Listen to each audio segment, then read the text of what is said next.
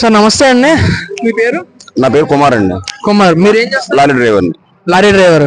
ఇప్పుడు ఈ 5 సంవత్సరాల నుంచి జగన్ గారు పరిపాలన చూశారు కదా, ఎలా ఉంది? మీరు ఎవరు కొట్టేయమని చెప్తారు? నాకు 5 పైసలు ఉపయోగం లేదండి అతని వల్ల. 5 పైసలు ఉపయోగం లేదండి. అంటే ఉపయోగం అంటే ఎలాంటి ఉపయోగం? అలాంటి ఉపయోగం కాదండి. నాకు ఒక రేషన్ కార్డు ఒకటి ఉంది, కొంచెం దూరం. రేషన్ కార్డు ఒకటి ఎన్టీ రామారావు గారు ఇచ్చినప్పుడు రేషన్ కార్డు ఉంది. ఆ రేషన్ కార్డు వాడు పీగా ఎత్తున్నాడో ఏమెత్తున్నాడో అది కేంద్రం నుంచి వస్తుంది తప్పండి. పీగా ఇచ్చినవి కూడా జగన్మోహన్ రెడ్డి అమ్ముకుం కాదండి. ఏమండి, నవరత్నాలు అంటున్నాడు, ఆటోలకు ఎత్తున్నాడు, అది ఆటో డ్రైవర్లకి ఎత్తున్నాడు, మంగళ షాప్ వాడికి ఎత్తున్నాడు, ఇస్త్రీ బండి వాడికి ఎత్తున్నాడు. లారీ డ్రైవర్లకి ఏమైపోయారండి? ఆటో డ్రైవర్లు ఏమైపోతారండి? అంటే వెళ్తేనే జీతం అండి అడిగి ఓనర్కి డబ్బులు ఇచ్చేస్తే సరిపోతుంటండి. ఏమండి, ఇప్పుడు మేము కష్టపడుతున్నాం. మేము ఈ తాడేపల్లి కూడా వచ్చి 35 సంవత్సరాలు అవుతుంది.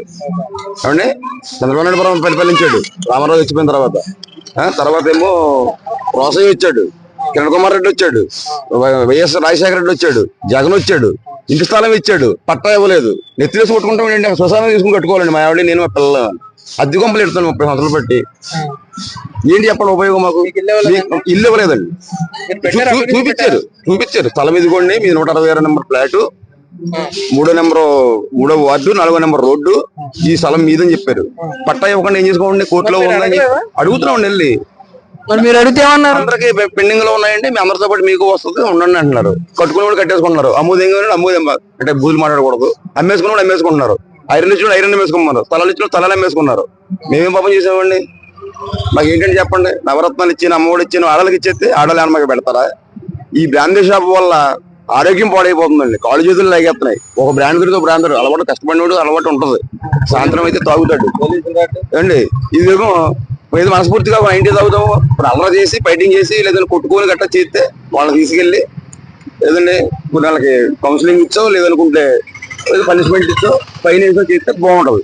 అంతేగాని పొద్దున్న సాయంకాలం పని చేసి 150 రూపాయలు 130 రూపాయలు క్వార్టర్ తీసుకొని తాగుదాం అనుకుంటే పట్టుకెళ్ళిపోతే మరుసటి పట్టుకెళ్ళిపోతున్నారండి. తాగనవట్లేదు, అమ్ముకునేవాడు బాగానే ఉంటున్నాడు. అంటే ఇంటి దగ్గర తాగాలంటండి. అందరూ ఇంటి దగ్గర తాగే అవకాశం ఉంటుందా? అంటే మీరు మామూలుగా రోడ్డు పక్కన అంటే కిరాణా బ్రాండ్ షాప్ ఉంది, బ్రాండ్ షాప్ ఆపోజిట్ లో కిరాణా కొట్టు ఉంటుంది, బండి కొట్టు ఉంటుంది. షాపులు ఉండేవి బాగుండేది. ఏదైనా అలర చేస్తే వచ్చి పట్టుకెళ్ళేవారు, లేదనుకుంటే మా వాళ్ళు తాగేసి ఎవరి మన వెళ్ళిపోయేవారు.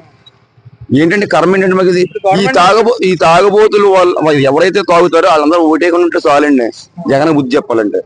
అదండి జగన్ దగ్గర ఎవరు గెలుస్తారనే సంగతి తర్వాత నెక్స్ట్ అండి.